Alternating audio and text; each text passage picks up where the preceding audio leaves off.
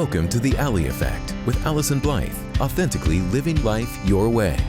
We all contemplate making changes in our lives that would allow us to live more authentically, but it can be hard to take action. Allyson is here to educate, equip, and empower you with the tools you need to start authentically living life your way. Get ready to eradicate your limitations and destructive patterns as you take full responsibility for your own happiness. This show is not just talk. It is conversation for profound self-awareness, acceptance, and appreciation, the key elements to stepping into the power as the creator of your very best life. The Ally Effect with Allyson Blythe starts now.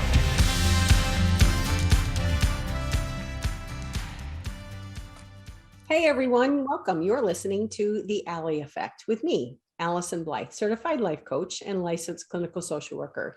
Authentically living life your way, a show where we dig deep into this concept of authenticity.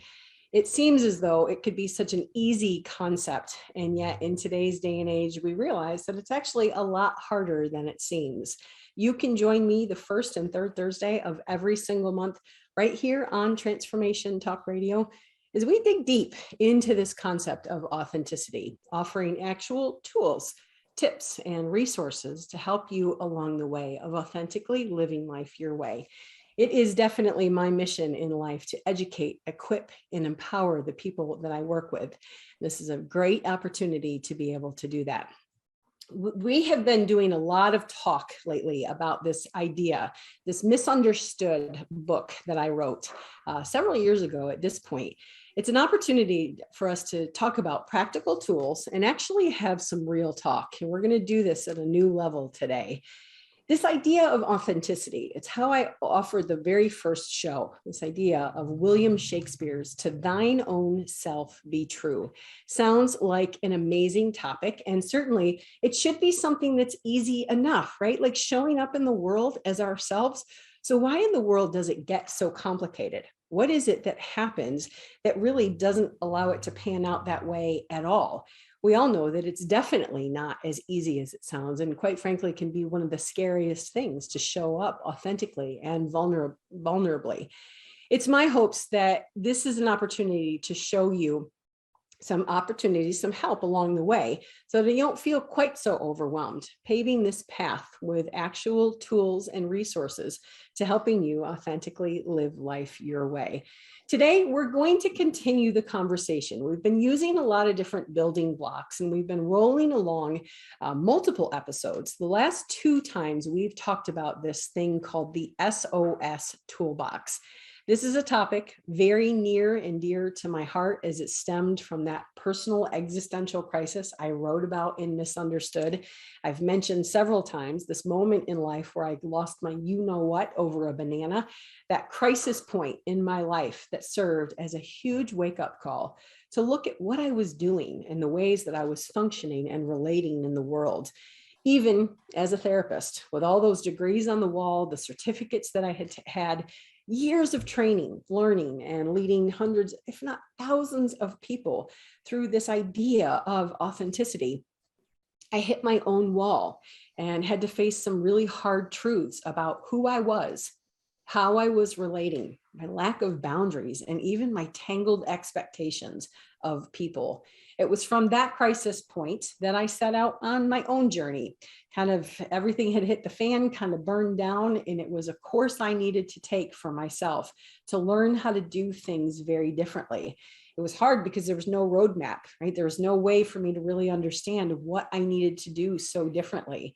It's my hope that Misunderstood is a resource for you, that it offers some insight and maybe some proactive resources so you don't have to learn quite as messy or as painfully as I did. But hey, we have to all walk our own path, right? If you haven't checked it out yet, please feel free to do so. You can visit my website and check out all the material on Misunderstood that's there. I hope you find it as valuable of a resource as other people have. In Misunderstood, I share about several critical topics, and we're going to have some people talk today about each of those topics, helping you understand a little bit more about commodities, recognizing the way you spend your time, energy, and effort, This world focuses so much on money, and yet the hard truth is that we live in a world that really needs to prioritize time, energy, and effort. And the way you spend and budget these can effectively make such a fundamental difference in the quality of your life. In Misunderstood, in the episodes prior, I talked about boundaries, why they're so important and critical to be able to equip you and your walk of authenticity, helping you understand why people get so incredibly confused. There's so much misinformation about boundaries. And then helping you understand the 12 different categories. We talked about physical, emotional, sexual, and verbal boundaries, kind of the basic categories. And then we advanced into understanding financial and material boundaries, time and energy, right? Your commodities, social, and even your connection boundaries, along with food and spiritual.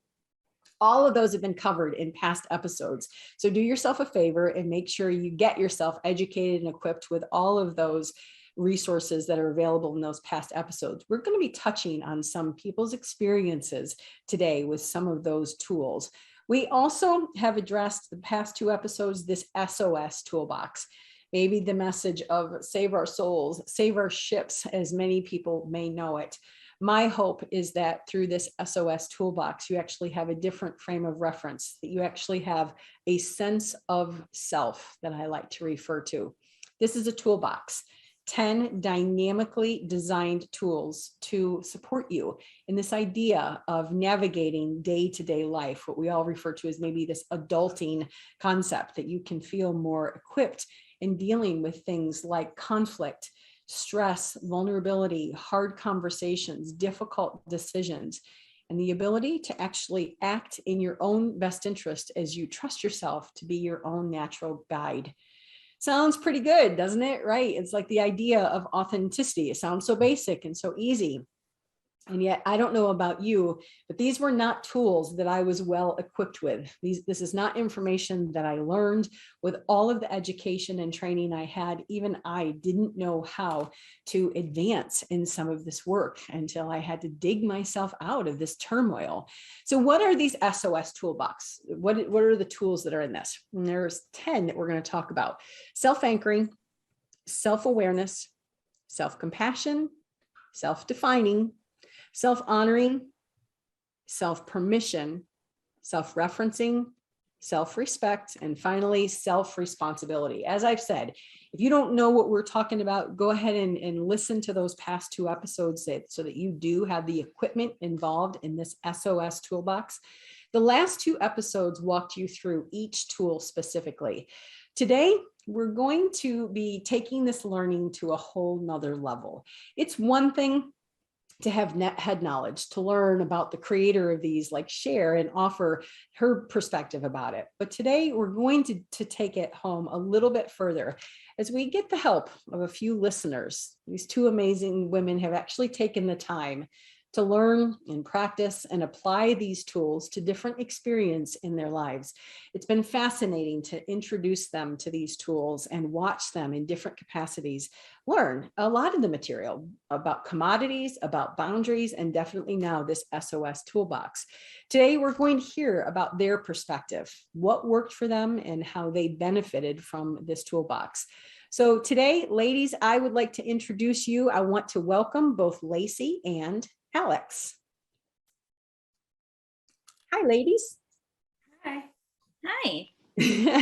First of all, thanks for taking the time to join me today. You are the first guests here on the Ally Effect, so congratulations. Well, that's exciting. Yeah, I know, That's for big. sure. Thank you for taking the time to do this. So in Misunderstood, I wrote about this existential crisis that I found myself in. Really, this moment where I was kind of like, what in the world is happening? And why am I doing the things that I'm doing? Really, this point of like fed upness with people, places, and things.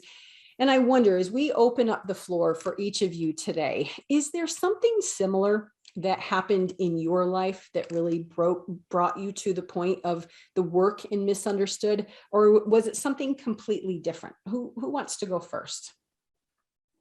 I can. Okay. For me, I don't know that it was necessarily one big event. I think it was more of a lifelong pattern of relationships, friendships, situations where I didn't know how to stand up for myself, and in a lot of cases, didn't even really know that I needed to. hmm Yeah, I can speak to that as well. And it was funny. It was like I remember in my first session even, I had said like, I have everything right now. Like I have an amazing job. I'm making like a good amount of money to support myself. I live in like a beautiful apartment. I have a boyfriend. And I was so lost, like even more than I had ever been in my life. And I thought all these things were going to be super fulfilling and, would complete me. But I was so far from who I was to my core. Wow. And I think that is where this book, like, I was like, oh my God, I'm not alone. Like, this is normal. Yeah. Yeah, very good. Thank you for that. Kind of this idea that you have the culmination of life experiences. As I say, sometimes like I just looked around and I was like, what has happened? Or who's going to come in and fix all of this? Like I didn't have the tools or the resources to know how to do this. And I appreciate what you say, because like from the outside, everything should be fine, right? So oftentimes people will question, what's wrong with me?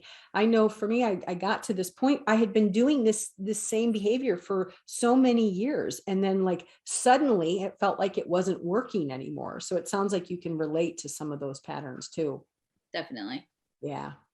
I wonder for you, what was actually going on? Do you care to share any specifics about what was, maybe not names and details like that, but any specific things about what was happening that you started to recognize? Maybe the idea of commodities, understanding boundaries and some of the nuances that work with those. What was going on for you that you felt so drawn to the work of Misunderstood? So for me, it was a definite pattern of negative romantic relationships. I had gone through a divorce that wasn't pleasant, and I had immediately, not wanting to be alone, thrown myself kind of into a series of relationships that just seemed to progressively get worse. Mm-hmm. And I think after the last one, I kind of took a step back and said, okay, something is wrong. Like these people are drawn to me. Like, what is wrong? What there's got to be some self-responsibility here. What am I doing? Yeah, I can kind of relate to that because I was similarly in a relationship that I thought was like so meant to be. It was my childhood best friend. It was somebody who everybody was saying, like, since we were little, you guys are going to get married. And finally we ended up together. And right off the bat, I thought, oh yeah, this is it. Like, this is perfect. But it went south really quickly. And I was like, wow, there must be something wrong with me if I can't even have my best friend love me and look at me and treat me right. Mm-hmm. And I had a hard time even understanding that I was being mistreated. I thought it was stuff that I was doing wrong. Mm-hmm. So I think where the book kind of helped was, it was like a validation of like, no, you are being treated poorly in some sense, but it helped me own my part in it too, which it took me so long to figure out. Right. And I think it's also hard when you're in it to recognize what it truly is. I mean, I know there were times where I just kept thinking, this is bad, this is so bad. But it wasn't until, kind of sitting there and talking to Allyson about it and through a lot of the group work that you realize exactly how bad it was. Yes, totally. It sounds like two tools that I hear coming right out of the gate for both of you is this element of self-honesty, like getting real with yourself and just coming to terms with what's actually going on and how often, and I talk about this in the last episode, how often people will try to sell themselves this BS story, thinking that they're the problem, everything on the outside. And I share a story about another client named Toby, this idea that things are so right, so what must be wrong with you? And then the second tool I hear you talking about, which kudos, right, is self-responsibility, because it's easy to point the finger outside or to take the stance that this is all happening to me. And what I hear each of you being able to do is step to this place of self-responsibility to go, what am I doing? Right. Yeah. Kudos. Yeah. Not a lot of people can actually step into that personal self-responsibility to take ownership for the consequences. It was really challenging for me to get real about the idea that I was way misusing this concept of kindness, and realizing that I was doing it. I was way overspending it and kind of doing it with some tangled expectations of being nice to people. That was such a hard pill to swallow, and was very humbling for me to realize that I had been not consciously, but been kind of just calculated in my use of kindness. And I was like, oh my gosh, how did I get so confused about this basic concept this far in life? That definitely is a big one for me. And I've told this story to you, Allyson, but when I was younger, my mom had told me, we were on the beach and we were playing around, and there was this little girl that didn't have any friends around her. And I had all these friends, and we were just playing in the sand. And my mom came up to me and said, Al, you should really go, include that girl, like bring her in. So I did. And for years, I remained friends with her. Nobody liked her. She was not a very nice person. But I was like, well, I have to, like, this is the right thing to do. Be kind, include everybody. But it was just energy sucking. And I learned a 100%. Yeah. You bring up another topic, which would be the commodities, right? Understanding. And it's been fascinating to watch the two of you embrace these different commodities and understanding time, energy, and effort. And I'm wondering if you can kind of speak to your experience with learning about the value and how you are spending time, energy, and effort. How about the commodities? Oh, sure. I mean, for me, the energy commodity has been just learning how, to ration that out has been huge. I'm kind of one of those people where I will give something, 400 times more energy than it actually deserves, to the point where, I have worked myself into a state of franticness trying to deal with something that isn't really mine to own. Wow. And I think that one of my favorite takeaways from all of the work that I've done is just being able to look at a situation and say, I want to give this zero energy, and giving it zero energy. Yes. Yeah.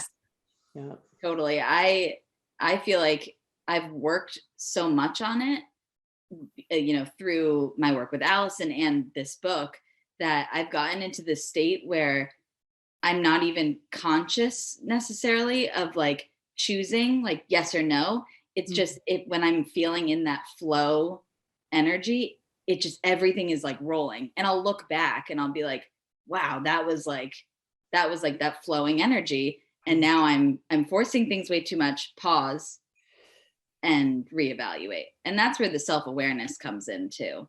Awesome. Yeah. And yet another tool, right? Self-aware, to pay attention to what are you doing and why you're doing it, and really allows you to have eyes wide open into your own types of behavior, so that you can recognize, I am spending so much energy on this. And energy is really about the mental and emotional capacity you're willing to offer people, places, and things.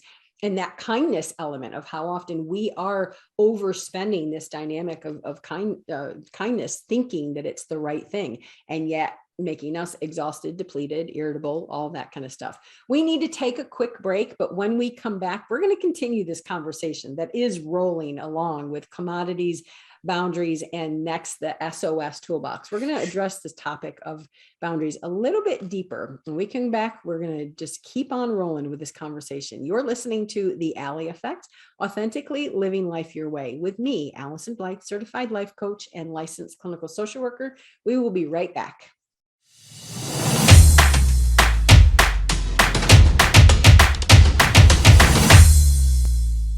We're back here on The Ally Effect, Authentically Living Life Your Way, with me, Allyson Blythe, certified life coach and licensed clinical social worker. I want to make sure before we get too much deeper into this material that you have a way to be in touch with me. You can visit my website at any point, AllysonBlythe.com. Check out all the information, lots of information and tools that are available there. If you want to call me and leave me a message, please do so, 859-341-7773. You can always send me an email, AllysonBlythe@live.com. And if you need your daily boost social media connection, please just follow me on any social media platform, Allyson Blythe, Life Coach. So today we are continuing this conversation that we've been putting a lot of building blocks in together. We have two very special guests, both Lacey and Alex are here, two listeners who have committed to the work offered in Misunderstood, the book, Misunderstood, Rewriting the Rules of Dignity and Self-Respect, helping them work on their boundaries, commodities, and this S.O.S toolbox. Ladies, I want to welcome you again and certainly thank you for showing up and sharing your experience. Thank you. You've each done a lot of work with the resources offered in Misunderstood, and you've read the book, you've taken the time, you've learned about all of the commodities and the boundaries. You just shared a little bit about spending your time, energy, and your effort. I wonder now if we dove into a conversation more about boundaries. What are you noticing? Like, what are the changes? Maybe before you started this work and you learned so much about why boundaries are important, all the different categories, how to start setting them. And you start to recognize now, kind of like muscles, like how have you strengthened over the course of time in being able to recognize your boundaries and actually set them? I can start with that. I've noticed it a lot lately with, everything from romantic relationships to friends to family to career. But lately I've noticed a lot of growth for myself in my career, setting boundaries with employees and managers, and kind of knowing when to kind of put my foot down on certain things, so that from the beginning I can set in stone, where I will be putting my time and my energy, and owning it, that it's mine, and versus like a shared energy and shared time, even though, we are working as a team to run a business and offer services, etc. But I feel, and it's still a work in progress, but all the tools and the material and the work that I constantly do through Misunderstood and with Allyson, I feel like I've been able to, grow those boundaries a lot more from when I started. How would you identify yourself before, Alex? Like, how would you have maybe a word or phrase for your boundaries, or maybe lack of boundaries? I would say I just kind of thought that, if my job is to be an assistant, that with that role, you take on everything. You have to do everything for the boss. Gotcha. You got to get it done. So almost like no boundaries. Yeah, no boundaries. Yeah. Lacey, how about for you? I definitely had no boundaries. I very much operated as a people pleaser. Mm-hmm. I felt like other people's needs or other people's requests were way more important than my own. And I would try to honor what everyone else wanted, but that would eventually hurt me. It would cause me to shut down. It would cause me to not have my needs met. Yeah. I also feel like I had like a burnout, and I wasn't able to like actually get the work done because I was doing so much for so many other people. It was exhausting.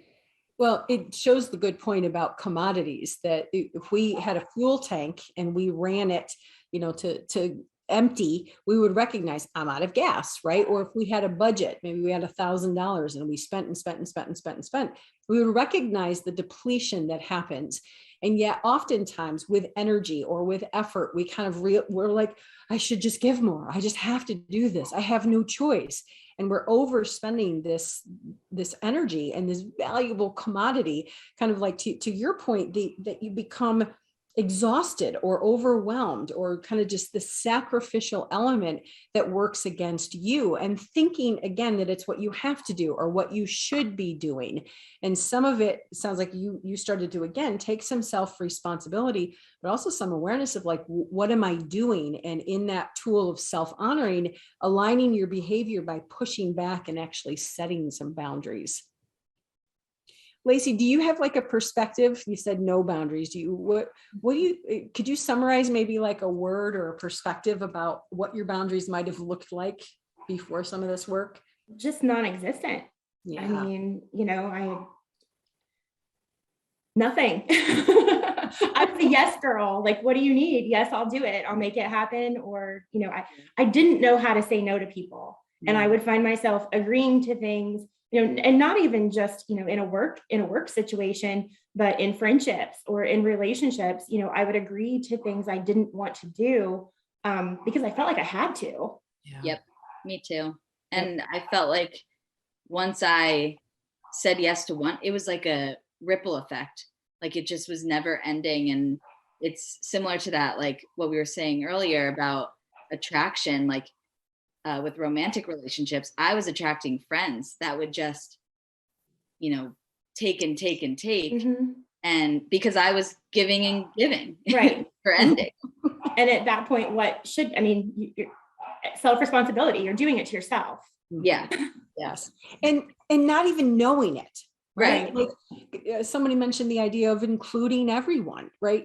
I thought that was the thing that had to happen. And I would never want to be excluded. So why would I ever exclude anyone else without realizing what it was costing me to be that person?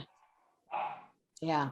So having this level of awareness and practicing boundaries and being more mindful of your budgetary expenses with time, energy, and effort, how does it feel?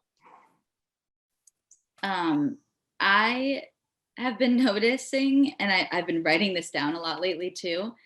I am like so much more joyful. It's not even happy. Like happy feels so situational, but it's pure joy. Yeah. Like I will notice when I feel lit up. Whereas before I just really I didn't know. Yeah. Yep.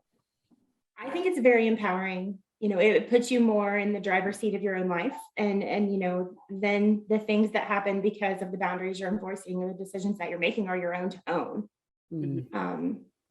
If you're just following what everyone else is asking you to do and not having boundaries, then it's almost like resentment, or, you kind of feel a sense of victimhood because you feel forced into something, or like you have to do something. Yeah, very true. Yeah, good. So empowered and joyful. Yeah, who doesn't want that? Oh, it's so fantastic.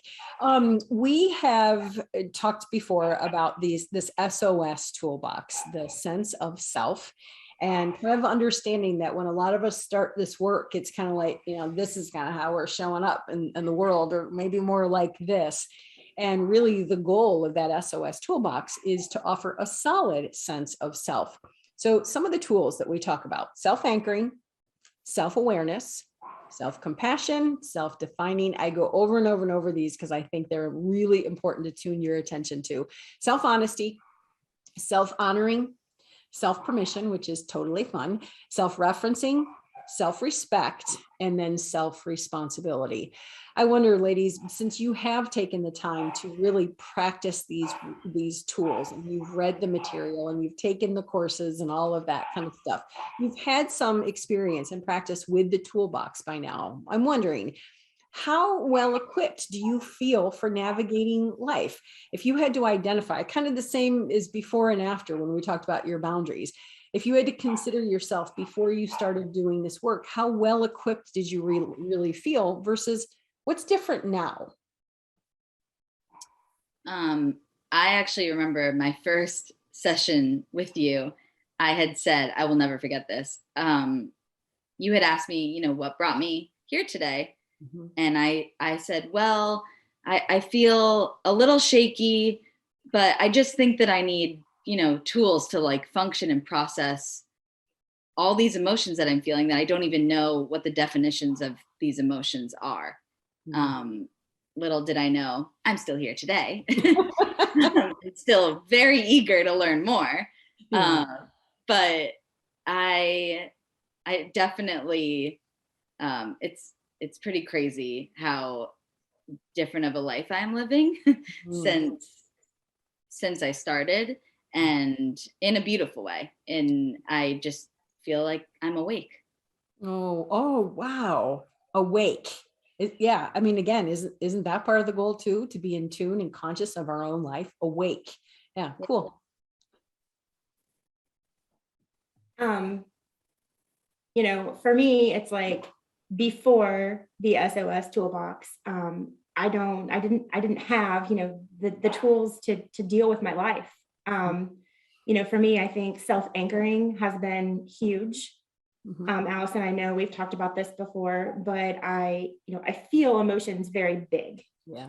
And, you know, I would have this sense when these big emotions would start to kind of creep in, something that I kind of labeled going to the bathroom floor, which would be all of these big emotions just kind of crushing me down, and me not knowing, you know, just closer and closer to the bathroom floor, you know, not knowing how to anchor myself, not knowing how to climb out of it, not knowing, you know, not being able to do that for myself. And, you know, I would find myself not being able to function. I would take up hours of, you know, my family members' time on the phone, you know, not even knowing what I needed. And just kind of having those tools and being able to anchor myself now has been life-changing. Beautiful. Yep. And I remember in actually one of the classes that you took, that's you had mentioned that bathroom, going to the bathroom floor, and all the other women were like, oh, me too. This awareness that sometimes we just crumble under the weight of the world, because we're working so hard to do things in such dysfunctional ways and not having a clue. And some of the work that a lot of people are doing these days is this work on being an empath, it's a beautiful dynamic in the world. And yet oftentimes when people are so empathic, they're sponging emotions and situations from people, and realizing that they don't know how to anchor in and allow other people to it's like standing on shore while other people are doing what they need to do in the deep end, and knowing how to move emotion and stay solid in your energy so you don't get swept up. And so self-anchoring, it's been really powerful to watch you practice that tool and realize that you can stand firm in the face of, not only self-anchoring is cool because it's not only about your ability to do that, but also to withstand other people's emotion, right? So you don't get sucked in and you don't drown in the own power of your emotions. I was going to say that I know I feel my own emotions big too, but I actually have noticed, especially as of late, I feel other people even more, like even bigger, and truly like take it on me. And if I'm not able to self-anchor and ground myself, then the next person who comes in the room and they're feeling a different thing, it'll just layer on and it'll keep going and going and going. Right. By the time I get home and I'm in my own emotions, I'm like, I don't even know what I am feeling. Yeah, it's if I'm not self-anchored. Yep. Do you feel like it's also made it so much more obvious when other people don't have these tools? Yes. Like I will have, you know, not even necessarily close friends, but, you know, acquaintances who I will see having some kind of reaction, or they will voice, you know, a situation or a problem they're having. And I'm thinking, you might need to read the book. I will say to them, I'm like, well, you need to just anchor yourself and ground yourself. And they're like, what? How? Read. People have said, you know, this stuff needs to be taught. Like these are basic life skills. And I share my story over and over and over again because I am in this field. I have a master's degree, right? Like I was immersed in this work, and I did private practice for so many years before I realized, like, wait a minute, how do we do this thing called life? And so the answer is absolutely. I mean, obviously I see people a lot, but this idea that people really feel very ill-equipped, which is why I think people are medicated, sometimes to an extreme, drinking, drugging, shopping, sexing, you know, whatever it might be, because they're trying to manage all this stuff that they don't know how to manage. I wonder, I'm going to put you on the spot a little bit. Do you have a favorite tool? Anything that really stands out as one that you kind of recognize, like, oh, I feel pretty firmly planted with this one, or I really like to use this one? I feel attached almost to self-awareness. Oh, good place. I feel like it is the first, it was the first thing that you even taught me about, first you have to have the awareness, then acceptance, then action. And Yeah. I've always wanted to jump to action, still do sometimes. But in order to even get there in the first place, you have to have self-awareness. And that has been like it's been grounding in and of itself for me, especially, since I started all of this work over a year ago. I think one of your favorite questions is, well, what do I do? Right. and the idea that we back that up a little bit. Well, first of all, what's actually going on? What's happening inside of you? Can you get yourself anchored, and what's your part in this? And, there's just so many pieces and parts. And I think that oftentimes people are jumping to that action step. And I compare it in some other courses that I teach about, like going to the fridge and not knowing what you're hungry for. People are just randomly doing behaviors or having conversations or doing lots of different things without first starting with this element of what's actually going on. So absolutely self-awareness. And to me, it's like somebody said, getting in the driver's seat, right? To me, that's just like, oh, what's going on? Where am I going? What are the conditions, so that you know how to move forward? So self-awareness for you. Okay. I think for me, it's self-honesty.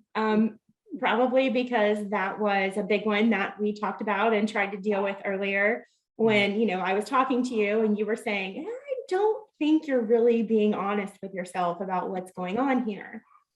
And that was probably a turning point where I started to realize I need to be honest with myself about what's going on here. If I'm not honest with myself about these situations or these relationships that I'm getting myself into, how am I ever going to improve that? Yeah. Wow. Self-honesty. Do you have any idea what was underneath? I don't know if that's the right way to say it, but like, what was up with the self-deception? Like, why do you think it was so hard for you to be honest with yourself? I think for me personally, I didn't want to be alone. I was very uncomfortable with aloneness. And so I was willing to deceive myself that these relationships that I were getting into were way better than they were. Yeah, gotcha. Because what I think self-honesty does is allow you to move up the ladder a little bit more into self-honoring and self-respect. Because so often what I find is that people are selling themselves out, right? They're compromising, or they're misaligned with things that really don't fit and are not in their best interest, because for whatever reason, they don't want to be divorced. They don't want to be alone. They don't want to look bad. They don't want to be a fool, whatever. There's so many reasons underneath people's tendency to be self-deceptive. But whatever the driving force is that people will often do things that makes them dishonor themselves, which starts the cycle all over again. So I love the fact that you're talking about kind of these rungs of the ladder, so to speak, of self-awareness being the starting point, self-honesty being this hard call to reality, so that then you can really start to take some responsibility, self-honoring, self-respect, self-responsibility. You can start to see how they all come together to be like, you might have a really hard call. One of the things I say to people a lot of times is, I don't care if you're not ready to leave a relationship. Like, we'll just use that example. If it's a horrible relationship and you are not ready to get out, you don't want to be divorced, you don't want to be alone, you don't want to spend Christmas by yourself, whatever it might be, you don't want your kids to face that. It's totally fine to not be ready to take an action. Just be mindful not to BS yourself. Right? It's okay to say, this is a horrible relationship and I'm not ready to do anything differently. That's still self-honesty. Self-honesty doesn't mean you have to take a behavior or align with a different action. It's just being willing to be honest with yourself so that you can come to terms with reality. Yeah, very cool stuff. I've been told that some of the work that I offer should come with a warning. Whoop, whoop, whoop, right? Because especially, Alex, you mentioned self-awareness. It's kind of hard to unsee or to become unknowing of certain things. Often when you're aware, you like are just aware, and it's important to be able to continue to move forward. I wonder for you, has there been any double-edged sword? Has there been any maybe toll or cost to making these changes in your life? Have you noticed as much strength and empowerment that you start to feel? Has there been any kind of other side that's like, oh, that's challenging for you in dealing with any of these tools? Yes, in the sense that, to your point, once you see something, you can't unsee it. And I started to feel bad for myself, like the little kid inside of me, where I looked at myself and I was like, gosh, that is so hard. Like I can't believe that you have gone through that or still going through that. But that compassion, like looking at my inner child, which is self-compassion, Right. It only helps drive you further and keep asking, keep pushing to grow yourself. And it has definitely encouraged me to, take on and make really hard, scary decisions, ending friendships or relationships, jobs, etc. But there hasn't been one instance that I regret at this point. I can't say that I would ever go backwards. Wow. Fantastic. So challenging and maybe sad in some ways, but not regretful, not the idea of, oh, how did this happen? Or I can't believe. It's more the idea of yes, and yes, this has been hard and it's been so necessary. I love it feels like I'm getting even closer to myself. Like it's just peeling away, keep peeling. And it's inspiring, in and of itself.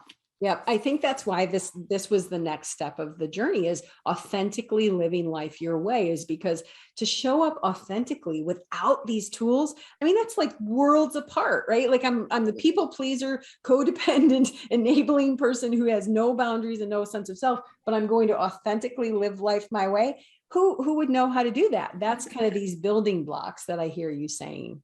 Yeah, definitely. Cool. Okay. How about for you, Lacey? Double-edged sword? Yeah, I mean, I think it's been sad. Having these tools now, it's empowering to be able to move forward and to use these tools to kind of navigate your way through life. But for me, it's been a lot of reflection on the past as well. Kind of looking back on, a lot of things through a different lens, and through having the skills to recognize behaviors for what they were, and it can change memories. I mean, sometimes things that seemed like they were okay, now that you're looking at it, having these skills and having this awareness, it's like, yeah, that wasn't okay. Yeah.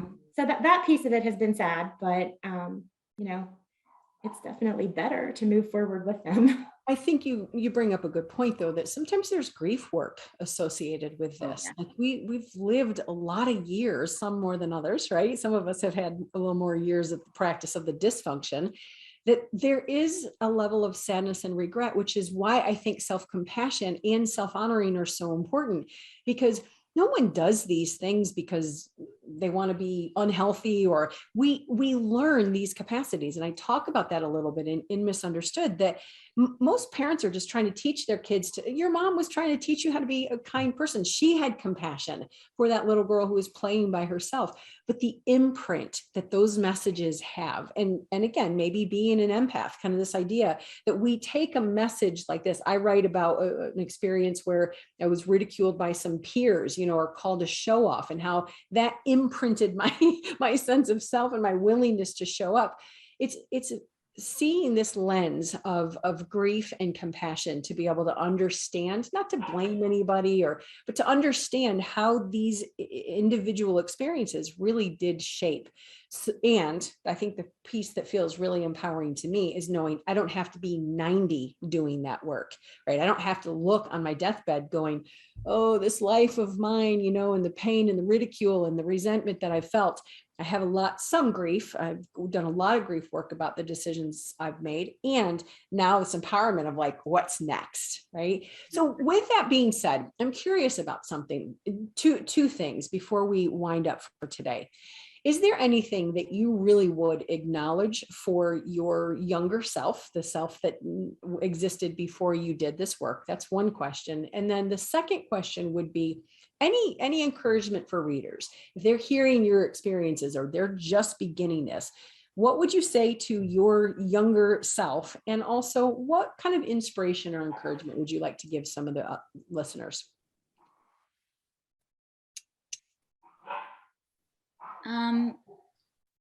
I think one of the biggest things for me was, especially when you're younger, I remember when I was younger, I wanted so badly to be a grown-up. I wanted to be an adult. And because I thought, once I'm a grown-up, I can have my own opinions and my own thoughts and my own choices and all of the above. The funny thing is that even prior to all this work, I was not operating that way. I didn't have my own opinions or even my choices because I was similar, like a people pleaser. I was doing everything for everybody else. I didn't even know what I wanted ever. And so looking back, I would tell myself to just do your best. It's a lot of the self-compassion. Like it's okay to not agree with everybody. And it's okay if things change and if they're hard. So kind of like some self-defining and some self-referencing that you would kind of encourage yourself to use yourself as your own best guide. Like kind of, it's really okay. You are allowed to have boundaries, or you are allowed to have a difference of opinion. And you're doing that with a much more gentle voice. What I find in the work that I do, and I have certainly been guilty of this, is that critic, right? Is that instead of self-compassion, we learn self-ridicule or self-shaming, like all these other elements. And hopefully we wouldn't tolerate that type of behavior on the outside. We wouldn't put up with someone speaking to us. I mean, maybe we would, but hopefully we wouldn't. And yet we are often our own biggest critic and will ridicule and humiliate and shame ourselves. And so what I hear you saying is you've learned to turn down the dial of that voice and allow it to be much more soft and gentle. And what I love about this is still accountable. It's not like you're like, oh, it's okay, darling. You know, all excuses for you. No worries. You really have some self-compassion, which is a soft, loving, gentle voice that also says, okay, so now what? We've got some work we got to do, or there's still some changes that need to be made. So you're able to use self-compassion along with self-responsibility. Yeah. Cool. Anything you would maybe suggest for readers or listeners? I feel like I remember in the beginning, you had told me about the book and I was like, I need it now. Like I need to start right now. So I downloaded the digital version, which was great. But as I've learned, having things in writing, and I'm a big advocate for journaling, and just writing my thoughts and feelings down, and having it in person, made a huge difference. Yeah. I would recommend, I felt like I needed to go full speed ahead because I was at such a rock bottom. And what I've learned, even like going back and like, I still reference it all the time, going slowly, like one chapter at a time, and really doing all the exercises, over and over again almost. So if like I finished one chapter and process it, maybe do one more the next day, but then go back and just slowly, 1 foot at a time. Yeah, cool. Because you bring up a good point, because misunderstood is more than just information. It's a little bit of my story and kind of how I got to the place I got, and then kind of this rebuilding of life and relationships and perspective. But it's also a workbook where you can actually fill out, and it's got tables about how to buy time and set boundaries and what do they look like and when is it okay to set them. Like, so there's so much information. that as you build your toolbox, you actually have another reference point, or you can go back kind of based on what I know now, how can I go back and do some of the work to strengthen even more? So take your time is what I hear you saying. Kind of take it a step at a time to really do the work. Yeah, I feel like I wanted to be okay so badly. I wanted everything to just be, it didn't have to be perfect, but I needed it to be good. And it won't get there unless you go a little bit slowly and just be patient with yourself. Yeah, beautiful. Okay, thank you. Lacey? As far as what I would tell my younger self, or the advice that I would give to me prior to implementing these tools, is just to listen to yourself, or listen to myself and be confident in myself. To learn how to be alone, and to learn who I am, and to stand up for myself, I think would be big. There are a lot of situations that I can reflect on where standing up for myself or not standing up for myself would change the trajectory of my life. And more likely than not, I didn't stand up for myself. And wish I had, but now I do. Yeah. So kind of the acknowledgement of some of the choices that you made and how they set you on this course of where you are now. And again, same theme, maybe some grief work and some sadness about where you are. And yet, as you move forward, that self-responsibility and that self-honoring to be able, and also probably a self-respect element that you're not going to tolerate some of those things that you used to tolerate, thinking that you had to. Right. And I think that's big. As far as, go ahead. I was just going to say, as far as listening to, anyone listening who is contemplating buying this book or contemplating doing the work, do it. Don't wait. Get started. Get started now. Just do it, like Nike, right? Yes. Yeah, fantastic. Don't wait, right? Like just dive in. Right. Work. Yeah. And the cool part is that you can do it at whatever pace. I have the book, I have the workbook. There's online courses, there's in-person courses. Alex, you don't live near me. Lacey, you do. So like the capacity to really embrace this material and take it in whatever capacity. Yeah. Thank you, ladies. It has absolutely been my honor. We just have a minute before we end. Is there anything else you want to say?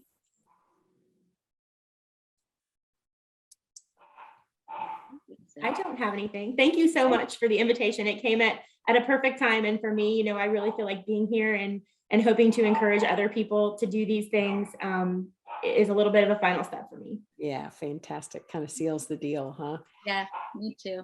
Yeah. It's encouraging and it's inspiring too. Makes me want to work harder. Very good. Well, and it's also helpful to know, and I think you said this earlier, it's so helpful to know that you're not alone. Oftentimes people feel riddled with this sense that something is fundamentally wrong for them. And the truth is I think we've all been really misinformed. That's why misunderstood is the title. So it is absolutely my honor. It has been a privilege to watch the two of you travel your journey. And I feel like we get to grow and learn together and kind of share all of this material. And so I am just humble and so incredibly grateful, not only for the work and the transformation that I've been able to witness, but your willingness to share it in such a public format and just a ability to be seen and have your story heard. So certainly my honor to each of you. So you are listening to The Ally Effect. I want to thank both Lacey and Alex as they've taken the time to be with us today. If you're intrigued by any of the material that you've heard, or you very much want to just do it, please be in touch with me. You can do so on my website at AllysonBlythe.com. Send me an email, AllysonBlythe@live.com. We authentically live life your way. This is what we do and talk about in each time, offering you specific material about knowing how to deepen that walk so that you can go from that place that we were talking about, vulnerable, susceptible, confused, into actually having tools and resources. Please feel free to join me in 2 weeks when we gather again here on Transformation Talk Radio. I look forward to seeing you again. Thanks, everybody.